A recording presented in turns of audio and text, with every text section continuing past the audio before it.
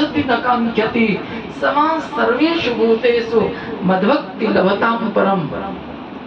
ऐसे ब्रह्मभूत कोई महापुरुष ही तो सर्वत्र ब्रह्म में दर्शन कर सकता है। जिस प्रकार हमारी वृषभानु श्रीमती राधा रानी श्याम की विरह में विरोही होकर के ये सर्वत्र श्याम सुंदर को दर्शन कर रही है। इसीलिए गदाधर भट्ट जी ने एक बात कही। एक बार ललिता सखी आकर के कह रही है, हे राधे, किसकी ध्यान लगा करके यहाँ पर बैठी हो कुंज में?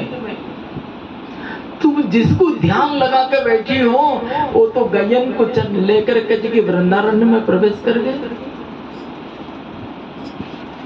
तो उसी समय राधा रानी कह रही है, सखी, गयन चरावे वाले ठाकुर जी और कोई होंगे, परंतु जिन्होंने मेरे आंखों में घुसे हुए और जिन्होंने मेरे हृदय रूपी आसन में बैठे हुए वो तो कैद होकर के मेरे हृदय पे विराजमान है। तू जो कहती है जो गायन को लेकर के कोई वृंदारण्य में प्रवेश कर गए, ये ठाकुर जी और कोई होगा, मेरे प्राणनाथ मेरे हृदय विहारी नहीं होंगे।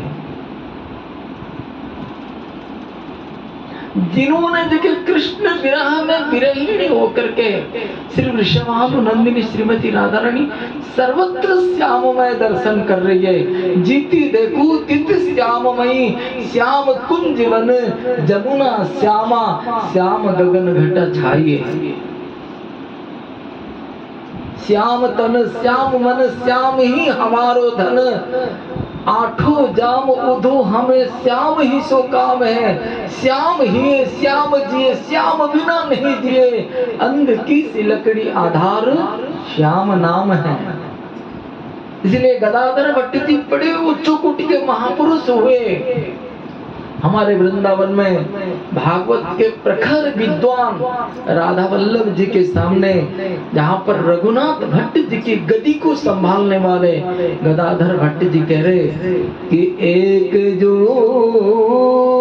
मेरे अखियन में निसी दोष करी रहो भोन, गाय चरावत जानो सुनो सखी, सोधो कन्हैया को। सही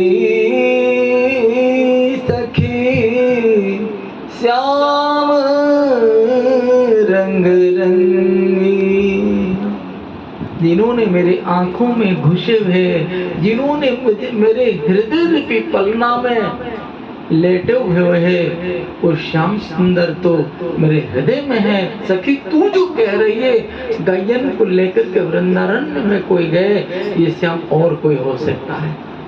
कासो कहो